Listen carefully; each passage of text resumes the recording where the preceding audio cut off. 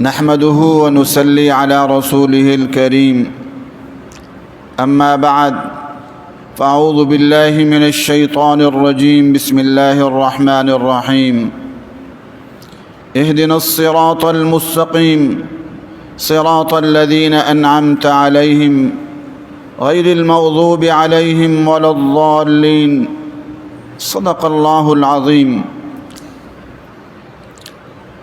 آج پاکستان سمیت پوری دنیا بے حساب مسائل، مصائب، پریشانیوں کا شکار ہو گئی ہے۔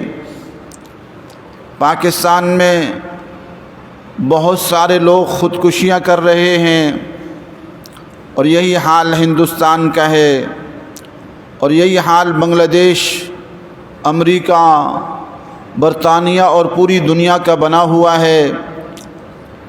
اس کی وجہ یہ ہے کہ آج پوری دنیا میں طاغوتی نظام چل رہا ہے، انگریز کے بنائے ہوئے قوانین چل رہے ہیں یا بادشاہی نظام چل رہے ہیں۔ قرآن و سنت کا اس وقت پوری دنیا میں تقریباً کہیں بھی نفاذ نہیں ہے۔ اس کی وجہ سے آج پوری دنیا ظلم و ستم کی آماجگاہ بن گئی ہے،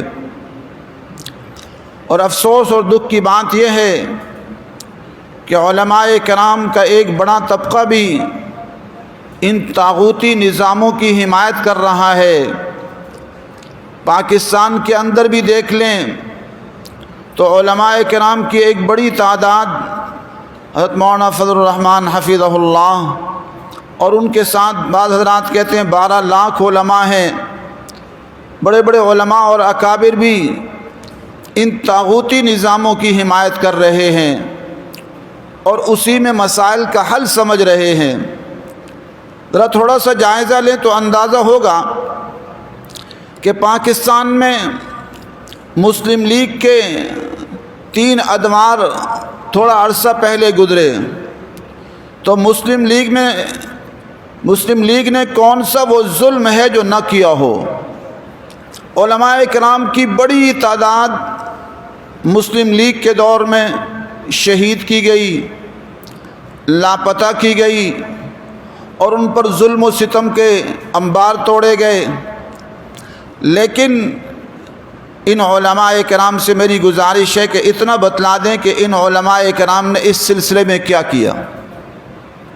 میرے والد صاحب حضرت مولانا محمد عبداللہ شہید رحمۃ اللہ علیہ پاکستان کی ایک معروف دینی شخصیت تھی۔ ان کو سن 98 کے اندر نواز شریف کا دور تھا، لال مسجد کے احاطے میں شہید کر دیا جاتا ہے، اور اس کے بعد جمعیت علماء اسلام سمیت دیگر جماعتیں اگر انہوں نے کوئی بھی کردار ادا کیا ہو حضرت والد صاحب رحمۃ اللہ علیہ کی شہادت کے مسئلے میں، تو وہ ہمیں بتلا دیں کہ انہوں نے کیا کیا، ریکارڈ پر کیا ہوا۔ میں نے تو اس وقت یہ بات کہی تھی پہلے جمعے کے اندر کہ میں اپنے والد کے قاتل کو معاف کرتا ہوں، اس لیے کہ میرے نزدیک میرے والد کے 2 قاتل ہیں۔ ایک قاتل یہ نظام ہے، اور یہ میرے والد ہی کا قاتل نہیں ہے، یہ لاکھوں علماء کا قاتل ہے، لاکھوں کروڑوں بچے اور بچیوں کا قاتل ہے۔ تو اس لیے میں اس نظام کے خلاف اپنی جنگ جاری رکھوں گا جب تک میری زندگی ہے۔ میں اس شخص کو معاف کرتا ہوں۔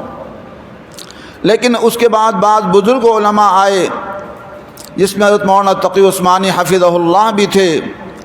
انہوں نے کہا کہ نہیں، مقدمہ کر دو۔ میں مقدمہ نہیں کرنا چاہ رہا تھا۔ میں نے ان حضرات کے، ان اکابر کے کہنے پر مقدمہ کر دیا، اور علامہ عبدالرشید غازی شہید رحمۃ اللہ علیہ کی رائے بھی تھی۔ مقدمہ ہوا، لیکن وہ مقدمہ آج 20 سال ہو گئے ہیں، آپ پارا تھانے سے باہر نہیں نکلا، اور میں مسجد میں بیٹھا ہوں، حلفیہ کہتا ہوں کہ جمعیت علماء اسلام چاہے حضرت مولانا فضل الرحمان والی جماعت ہو یا مولانا سمیع الحق صاحب والی جماعت ہو یا دیگر کوئی سیاسی جماعتیں ہوں، دینی جماعتیں، انہوں نے کوئی کردار اس موضوع میں ادا نہیں کیا کہ حضرت والد صاحب رحمۃ اللہ علیہ کا مقدمہ چلایا جائے، چونکہ اس وقت کے ایک بڑے حساس ادارے کے افسر نے بلا کر علامہ عبدالرشید غازی شہید سے کہہ دیا تھا کہ یہ مقدمہ نہیں چل سکتا، یہ ملکی مفاد میں قتل کیا گیا ہے۔ حضرت مولانا فضل الرحمان صاحب موجود ہیں، ان سے میری گزارش ہے کہ وہ قوم کو بتلائیں کہ انہوں نے اس سلسلے میں کیا کردار ادا کیا۔ چلو ہمیں تو آپ دہشت گرد کہتے ہیں، حضرت مولانا محمد عبداللہ شہید رحمۃ اللہ علیہ کو تو آپ سب کہتے ہیں کہ وہ دہشت گرد نہیں تھے، تو اتنا بتا دیں کہ حضرت مولانا فضل الرحمان حفظہ اللہ نے حضرت مولانا محمد عبداللہ شہید رحمۃ اللہ علیہ کے کیس کے بارے میں کیا کردار ادا کیا؟ کبھی ایک بار بھی ہم سے آ کر اس موضوع پر گفتگو کی یا کوئی نمائندے بھیجے تو ان نمائندوں کا نام بتا دیں؟ کچھ بھی تعاون نہیں ہوا۔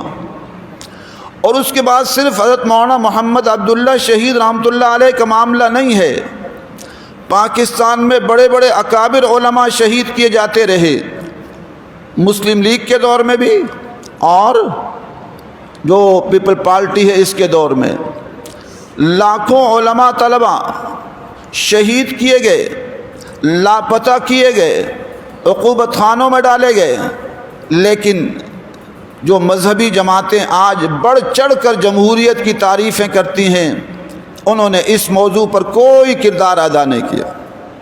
ایک بڑی تعداد آج بھی علماء کی لاپتہ کر دی گئی ہے، جو کہ سب کو پتہ ہے کہ وہ ہماری ایجنسیوں کی تحویل میں ہے، اور لیکن اس سلسلے میں جمعیت علماء اسلام نے کوئی کردار ادا کیا ہو تو وہ بتا دیں۔ جنرل پرویز مشرف کے دور میں اس وقت بھی تقریباً کوئی مجھے یاد پڑتا ہے 60 علماء جو ہے ان کے متحدہ کے موجود تھے، اور جمعیت علماء اسلام اور دیگر مذہبی جماعتوں کے، لیکن ان 60 علماء نے آپریشن کو رکوانے میں کیا کردار ادا کیا؟ ہم تو حق و صداقت کی آواز بلند کر رہے تھے، مساجد گر رہی تھی، ان کے مساجد کے گرنے کو روک رہے تھے، مدارس کے تحفظ کے لیے کھڑے تھے اور اسلامی نظام کی آواز بلند کر رہے تھے، لیکن اس سلسلے میں کیا کردار ادا ہوا تو کوئی کردار نظر نہیں آتا۔ آج بلند بانگ دعوے تو ہیں، لیکن ہمیں بتائیں کہ وہ کیا کردار آپریشن کو رکوانے میں کیا۔ اور اس کے بعد کہا جاتا ہے کہ مولانا عبدالعزیز صاحب کو رہا کرانے میں جو ہے مولانا فضل الرحمان صاحب یا کسی اور جماعت کا ہاتھ ہے، بالکل غلط ہے، اور اس بارے میں بار بار میں کہہ چکا ہوں کہ یہ سب ویسے ہی جھوٹی باتیں ہیں جو کہی جا رہی ہیں۔ آج ملک تباہی کے دہانے پر پہنچ چکا ہے۔ چھوٹا سا ایک پروگرام میں نے دیکھا جس کو میں اس پروگرام کے آخر میں اپنے ساتھیوں سے کہیں گے کہ لگا دیں گے، کہ نواز شریف نے کیسے ملک کو لوٹا، 3-3 ہزار ان کے باڈی گارڈ تھے، یہ تمام اخبارات میں آتا رہا ہے۔ اور صرف نواز شریف نہیں لوٹنے والا، اس جمہوری نظام میں سب لوٹتے ہیں، تمام وزراء لوٹتے ہیں، صدر لوٹتا ہے، وزیر اعظم لوٹتا ہے، صوبائی وزراء لوٹتے ہیں، صوبائی ممبران لوٹتے ہیں، سارے سردار خان نواب ٹیواڑے آتے ہیں۔ تو یہ جو قومی اسمبلی میں کم از کم 8 کروڑ روپے لگا کر اور صوبائی اسمبلی کے لیے 4 کروڑ لگا کر آتے ہیں، یہ کم از کم یہ ملک و قوم کے مفاد میں لگا کر آتے ہیں؟ نہیں، یہ 4 کروڑ لگاتے ہیں تو 50 کروڑ کمانے کے لیے لگاتے ہیں، 8-10 کروڑ لگاتے ہیں تو 70-80 کروڑ کمانے کے لیے لگاتے ہیں، سب مل کر لوٹتے ہیں۔ اور افسوس اور دکھ کا مقام یہ ہے، علماء کی ایک بڑی تعداد، چاہے حضرت مولانا فضل الرحمان صاحب کی جماعت ہو یا مولانا سمیع الحق صاحب کی ہو یا دیگر دینی جماعتیں ہوں، وہ اس نظام کی حمایت کرتی ہیں۔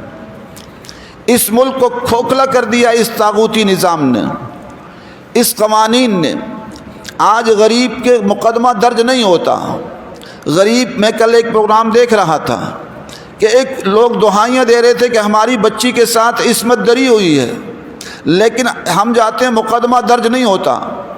آج غریب کا مقدمہ درج نہیں ہوتا، اور امیر کے مقدمات ویسے ہی درج ہوتے رہتے ہیں، جھوٹے بھی۔ تو یہ طاغوتی نظام ہے۔ اس طاغوتی نظام نے ملک کو کھوکھلا کر دیا ہے۔ غریب غریب تر ہو گیا ہے، امیر امیر تر ہو گیا ہے، اور نواز شریف کے محلات سب کے سامنے ہیں۔ نواز شریف کے آج بچے باہر کے ملکوں میں بڑے بڑی اثاثوں کے مالک ہیں، اور زرداری صاحب کے بچے اور اس کے خاندان اور اس کے محلات پاکستان میں بھی ہیں، باہر میں بھی ہیں۔ یہ سارے کا سارا جو ہمارا ملک کا جو طاغوتی نظام ہے، اس کے جتنے اسٹیک ہولڈر ہیں، چاہے وہ جنرل ہوں، جنرل پرویز مشرف سمیت ہوں، چاہے وہ عدلیہ کے چیف جسٹس صاحبان ہوں، اور اس کے علاوہ صدر اور وزیر اعظم، وزراء، سارے کے سارے اپنے اثاثے ملک سے باہر بناتے ہیں، اور جا کر جب فارغ ہو جاتے ہیں، آج کتنے لوگ ملک سے باہر رہ رہے ہیں، وزراء، سابق وزراء اور سابق جنرل اور سابق جو ہے چیف جسٹس صاحبان، وہ سارے کے سارے باہر کی زندگی گزار رہے ہیں۔ غریب غریب تر ہو چکا ہے اور امیر امیر تر ہو چکا ہے۔ لیکن افسوس اور دکھ کا مقام یہ ہے کہ ہمارے علماء کرام کی بڑی تعداد کہتے ہیں کہ جی آج بھی اس نظام کی حامی ہے۔ حضرت مولانا فضل الرحمان صاحب آج بھی آل پارٹیز کانفرنس کر رہے ہیں، اور کر کے کیا مقصد یہ ہے کہ دوبارہ آؤ، ان لٹیروں کو دوبارہ لانا ہے، یہ لٹیرے دوبارہ آ جائیں، یہ حکومت چلی جائے۔ ہم کہتے ہیں موجودہ حکومت بھی لوٹ رہی ہے، اور اس کے اندر بھی وہی لٹیرے ہیں۔ پہلی حکومت میں بھی لوٹنے والی تھی۔ جب تک قرآن و سنت کا نفاذ نہیں ہوگا، لوٹ مار مچی رہے گی۔ اس لوٹ مار کا جواب کیا ہے ہمارے علماء کے پاس؟ اور وہ علماء جو حمایت کرتے ہیں جمہوری نظام کی، وہ ذرا اس لوٹ مار کا جواب دیں کہ پوری قوم کے اندر جو لوٹ مار مچی ہوئی ہے اور ظلم و ستم مچی ہوئی ہے، ہر طرف مظالم ہیں، اس کا جواب ان کے پیاس کیا ہے؟ جواب دیں، قوم کو جواب دیں۔ اور اس کے ساتھ ساتھ وہ جو چھوٹا سا میں نے پروگرام دیکھا وہ بھی ہم لگا دیتے ہیں، اور اس جیسے ایک نہیں ہزاروں چیزیں سامنے آ چکی ہیں جس میں یہ بات واضح ہو رہی ہے، اور ان کی زندگی اس بات پر گواہ ہے کہ یہ سب چیزیں ہو رہی ہیں۔ لیکن افسوس اور دکھ کا مقام یہ ہے کہ ظالم کی اعانت ہو رہی ہے، ظالم کا تعاون ہو رہا ہے، اور قرآن کہتا ہے تعاونوا علی البر والتقوی ولا تعاونوا علی الاثم والعدوان۔ گناہ اور ظلم پر تعاون نہیں ہونا چاہیے، تو یہاں تعاون علی الاثم والعدوان کر رہے ہیں۔ جمعیت علماء اسلام والے بھی، مولانا فضل الرحمان صاحب جو ہے، تو قیامت کے دن کیا جواب دیں گے، اس کی تیاری کر لیں۔ اللہ تعالی ہم سب کو اعمال صالحہ کی توفیق نصیب فرمائے، اور گناہوں سے بچنے کی توفیق نصیب فرمائے، اور حق سچ کا رستہ، قرآن و سنت کا راستہ اختیار کرنے کی توفیق نصیب فرمائے، اور شورائی نظام اور خلافت کے لیے کوششیں کرنے کی توفیق نصیب فرمائے۔ وآخر دعوانا الحمدللہ رب العالمین۔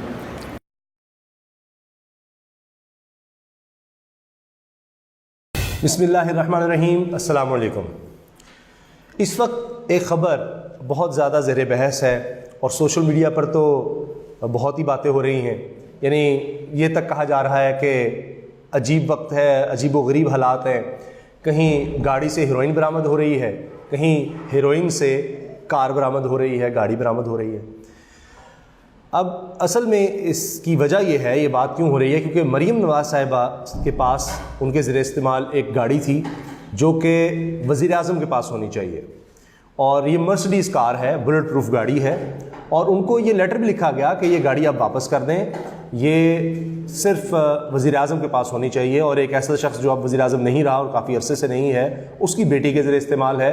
نوٹس جب بھیجا گیا تو انہوں نے اس کا کوئی جواب نہیں دیا۔ پھر ٹیم وہاں پر پہنچی تو کہا جی ہمیں تو پتہ ہی نہیں ایسی کسی گاڑی کا۔ خیر کمال ہے، نہیں پتہ ہوگا، ہو سکتا ہے جن کے پاس درجنوں گاڑیاں ہیں، اتنی زیادہ گاڑیاں ہیں کہ پتہ ہی نہیں ہے۔ تو وہ پھر گاڑی آخرکار اب واپس آ گئی ہے، جس پر پھر فردوس عاشق امان صاحبہ جو مشیر اطلاعات ہیں، انہوں نے کہا کہ مال مسروقہ جاتی عمرہ سے برآمد ہو رہا ہے، یعنی اگر کہیں کوئی ڈاکہ مارا جاتا ہے یا کچھ کیا جاتا ہے تو چور یا ڈاکو جب سامان لے جاتے ہیں تو ان سے جو برآمدگی ہوتی ہے اس کو مال مسروقہ کہتے ہیں. تو ان کا کہنا یہ تھا کہ اب یہ مال مسروقہ برآمد ہو رہا ہے, یعنی قوم پر ڈاکہ مارا گیا تو اب یہ واپس آ رہی ہے. یہ ایک گاڑی کا قصہ نہیں ہے اصل میں. اب ایسے خبر یہ آ رہی ہے جیسے یہ مریم صاحب کے پاس ایک گاڑی تھی اور ان سے وہ ایک گاڑی واپس لے لی گئی ہے, اور یہ کوئی بہت غلط کام کر رہے تھے شریف خاندان کہ جناب گاڑی رکھی ہوئی تھی. نواز شریف صاحب سے پوچھا گیا کہ جو تحفے ملتے تھے وہ آپ کیوں رکھ لیتے تھے, آپ نے یہ بلٹ پروف گاڑیاں کیوں خریدیں, ان کی کیا ضرورت تھی اور آپ کے زیر استعمال کیوں رہیں, اور تب بھی رہیں جب آپ وزیر اعظم نہیں رہے, اتنی گاڑیاں آپ نے کیوں استعمال کی بلٹ پروف گاڑیاں, جو آپ جلسے جلوس کرتے رہے, جو آپ ریلیاں نکالتے رہے, ان میں یہ گاڑیاں آپ کے نہیں آپ کے خاندان کے بھی زیر استعمال رہیں, دیگر لوگوں کو بھی زیر استعمال رہیں, درجنوں گاڑیاں.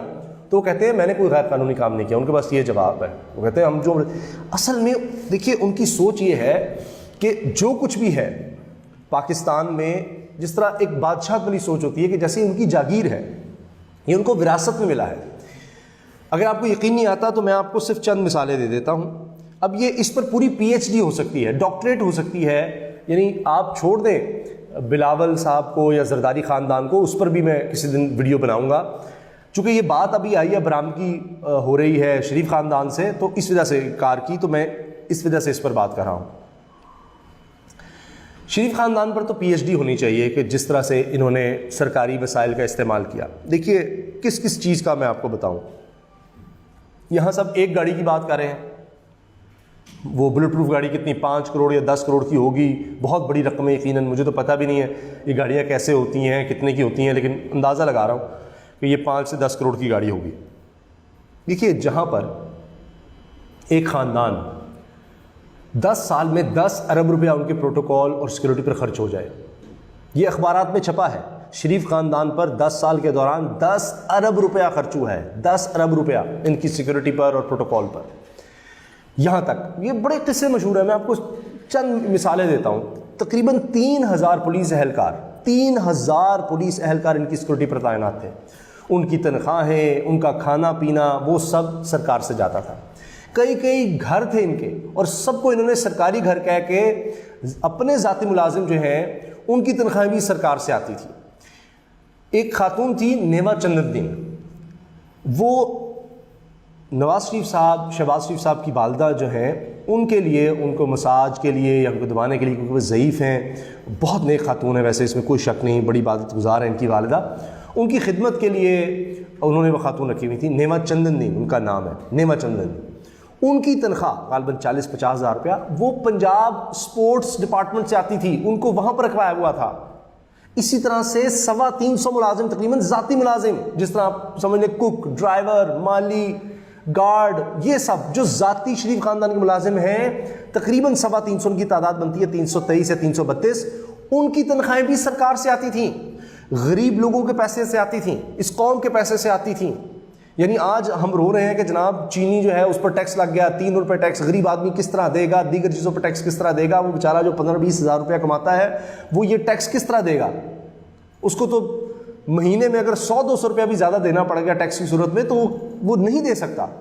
پہلے میل نیوٹریشن کا شکار ہے, اپنی غذا میں کمی کرے گا, کیا کرے گا. وہ جو پیسے دے رہا ہے 500 ہزار یا 5000 روپیہ مہینے کا, کسی نہ کسی صورت میں وہ کھانے پینے کی چیزوں پر, بجلی, گیس, نہ جانے کس کس چیز پر ٹیکس دے رہا ہے, وہ پیسہ جب قومی خزانے میں, سرکاری خزانے میں آتا ہے, اسی پیسے سے یہ لوگ یہ کام کرتے ہیں. میں آپ کو ایسے نہیں کہہ رہا کہ پی ایچ ڈی ہو سکتی ہے, میں صرف چند آپ کو باتیں کر رہا ہوں, اور تفصیل میں آتا ہوں کیونکہ تفصیل تو میرے لیے بھی یاد رکھنا مشکل ہے کیا کیا یہ کرتے رہے ہیں. یہاں تو وہاں پتہ لگتا ہے کہ جناب کتوں کی خوراک, زرداری خاندان کے کتوں کی خوراک جو ہے وہ جعلی اکاؤنٹ سے آتی ہے, اومی گروپ سے آتی ہے, صدقے کے بکروں کی. یہاں تو وہ سارے کے سارے کتے سرکاری خزانے سے خریدے جاتے ہیں.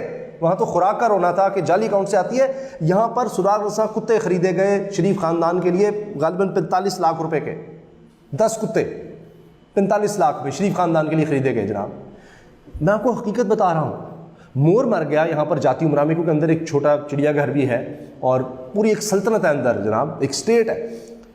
وہاں پر ایک مور مر جاتا ہے تو ایک پولیس افسر معطل کر دیا جاتا ہے کہ ہمارا مور جو ہے اس پر حملہ کس طرح ہو گیا. یہ تو حال تھا. ایک تو یہ گھروں کو, اپنے تمام گھروں کو, جتنے بھی گھر ہیں ان کو کیمپ آفس ڈکلیئر کر دیتے. 5-5 گھر ہیں, اگر کئی شادیاں کی ہوئی ہیں, اگر تو وہ سارے گھر جناب سرکاری ہیں, سب ملازم کو سرکار سے تنخواہ آئے گی, سارا کچھ خرچہ وہاں سے ہوگا. مری میں جب نواز شریف صاحب وزیر اعظم تھے, وہ گئے سیر کے لیے, ناشتہ لاہور سے آتا تھا جی, اور آتا کیسے تھا؟ ہیلی کاپٹر کے ذریعے, کہ جی میاں نواز شریف صاحب مری میں ہیں, ناشتہ لاہور سے آئے گا اور ہیلی کاپٹر کے ذریعے, تاکہ تازہ تازہ پہنچے نا جی, دیر نہ ہو جائے. یہ تو یہاں پر ہوتا رہا ہے. نریندر مودی جب آئے تھے تو سرکاری دورے پر نہیں آئے تھے, وہ اچانک جب رکے ان کی نواسی کی شادی میں نواز شریف کی, تو وہ ذاتی دورے پر تھے, لیکن خرچہ کہاں سے ہوا؟ سرکاری خزانے سے ہوا. اچھا, اب عمران خان صاحب کہتے ہیں کہ جی جو برطانیہ میں نواز شریف صاحب کا علاج ہوا وہ بھی سرکاری خزانے سے ہوا, اور تقریباً صرف فلائٹ پر جو وی وی آئی پی فلائٹ گئی تھی وہاں پر 2016 میں, اس پر 3,45,27,000 روپے کے اخراجات آئے وی وی آئی پی فلائٹ پر. میں فلائٹ کا ذکر کر رہا ہوں صرف. اس کے علاوہ جناب وزیر اعظم, سابق وزیر اعظم نواز شریف صاحب, اللہ تعالیٰ ان کو صحت دے, ان کے قیام کے دوران جو اخراجات آئے ہیں وہ $3,27,927 ہیں. $3,27,927. ابھی آپ اندازہ لگا لیں کتنے کروڑ روپیہ بنے گا. جو علاج ان کا ہوا وہ بھی سرکاری خزانے سے کیا گیا. پھر یہ ایک عجیب سا پروپیگنڈا کیا جاتا ہے کہ میاں نواز شریف صاحب تو بطور وزیر اعظم تنخواہ بھی نہیں لیتے تھے. بھائی تنخواہ نہیں لیتے تھے تو یہ کروڑوں اربوں روپے کا خرچہ سارا کدھر سے کھا گئے؟ علاج کے لیے جناب کے ان کے پاس پیسے نہیں تھے. میں خود جانتا ہوں, پاکستان کا ایک بڑا ٹیلی ویژن ہے, اس کے مالک ہیں, وہ پولیس میں ہوا کرتے تھے. ان کو جو تنخواہ ملتی تھی, کیونکہ اللہ تعالیٰ نے ان کو بہت نوازا ہوا تھا, وہ اپنی تنخواہ, پولیس کی تنخواہ ساری کی ساری, 1 روپیہ نہیں رکھتے تھے, سارا جو پولیس کا ہاسپٹل ہے اس میں جمع کرا دیتے تھے, کیونکہ اللہ نے ان کو ان کا اتنا نوازا تھا. لیکن بس بعض لوگ کہتے ہیں جی جہاں سے آ رہا ہے, جس طرح آ رہا ہے, آتا چلا جائے. 3,000 سیکیورٹی اہلکار تقریباً تعینات رہے جناب, ان کا خرچہ آپ اندازہ لگا لیں. اب میں جلدی سے آپ کو بتاتا ہوں مزید تفصیلات. یہ جو تقریباً 80 کروڑ روپے, 80 کروڑ 48 لاکھ کے سیکیورٹی آلات کی خریداری اور دیگر سیکیورٹی معاملات پر خرچ ہوئے ہیں جناب, یہ جاتی عمرہ کے لیے اور ان کے شریف خاندان کے لیے. 80 کروڑ روپے کے سیکیورٹی آلات, یعنی جس طرح CCTV کیمرے ہوتے ہیں, خاردار تاریں لگائی جاتی ہیں اور دیگر کام کیے جاتے ہیں. آگے آ جائیں جناب. پنجاب حکومت نے 2 کروڑ 71 لاکھ روپے جاری کیے 2015 میں شریف خاندان کی جو سیکیورٹی پر تعینات پولیس اہلکار تھے ان کے لیے 2 کروڑ 71 لاکھ روپے. اچھا جی, پھر سیکیورٹی اسکواڈ کے لیے 14 گاڑیاں. اچھا, یہ نہیں کہ صرف 14 گاڑیاں اب ہیں, نہیں, پہلے سے جو گاڑیاں تھیں ان کے علاوہ 14 گاڑیاں خریدی گئیں, اور جناب 5 کروڑ 40 لاکھ روپے کے فنڈ اس پر جاری کیے گئے. پھر 4.4 کلومیٹر کا جنگلہ لگایا گیا سیکیورٹی انتظامات کے لیے, 4.4 کلومیٹر کا جنگلہ لگا دیا گیا. اب ماشاءاللہ 350 ایکڑ پر تو گھر ہے یہ جاتی عمرہ کا. 90 جدید CCTV کیمرے لگائے گئے, 90 CCTV کیمرے, 100 جدید LED لائٹس نصب کی گئیں. اچھا جی, 20 ایلیویٹڈ سیکیورٹی چیک پوائنٹس بنائے گئے. ان کے لیے 19 کروڑ 72 لاکھ روپے, اور سیکیورٹی آلات کی خریداری کے لیے 8 کروڑ 60 لاکھ روپے خرچ ہوئے. میں کدھر جاؤں بھائی, 19 کروڑ 72 لاکھ روپیہ سیکیورٹی چیک پوائنٹس کے لیے, 8 کروڑ 60 لاکھ خرچ ہو رہے ہیں جناب سیکیورٹی آلات کے لیے. میں دیکھ کے آپ کو بتا رہا ہوں تاکہ فگرز میں کہیں مجھ سے غلطی نہ ہو جائے. اچھا, وزیر اعلیٰ جناب سابق وزیر اعلیٰ شہباز شریف صاحب کے اسکواڈ کے لیے 9 نئی خصوصی گاڑیاں خریدی گئیں جن پر 3 کروڑ 60 لاکھ روپے خرچہ آیا. اچھا جی, فائبر گلاس کیبن کے لیے جاتی عمرہ مال ٹاؤن میں بھی جناب 17,40,000 خرچ ہوئے. یعنی اپنی ذات سے کوئی پیسہ لگانا. مجھے سینئر ساتھی نے بتایا برتن بھی ان کے گھر کے جو ہے نا وہ سرکاری ہیں, ذاتی پیسے انہوں نے برتنوں پہ نہیں خرچ کرنے. ماڈل ٹاؤن میں جو سیکورٹی کیمپ تھا اس کی جنریٹر کی خریداری کے لیے 84,70,000 روپے خرچ ہوئے. جنریٹر بھی سرکاری پیسوں سے لگوانا ہے جناب. مطلب اب کیا اتار نہیں لینا چاہیے وہ جنریٹر, مجھے آپ بتائیں. اب تو وہ کسی کام کا ہی نہیں رہا ہوگا, اور اس میں جو پیٹرول ڈلتا تھا یہ بھی آپ یقین کریں جو اس جنریٹر میں پیٹرول وغیرہ ڈلتا ہوگا وہ بھی سرکاری خزانے سے آتا ہوگا, پلے سے نہیں ڈالا گیا. 84 لاکھ کا تو وہ جنریٹر آیا. اچھا جی, صرف ایک سال میں 2012 میں سیکورٹی کے لیے 17,88,000 روپے جناب ایک گھر پر, ایک کیمپ آفس پر خرچ ہو جاتے ہیں.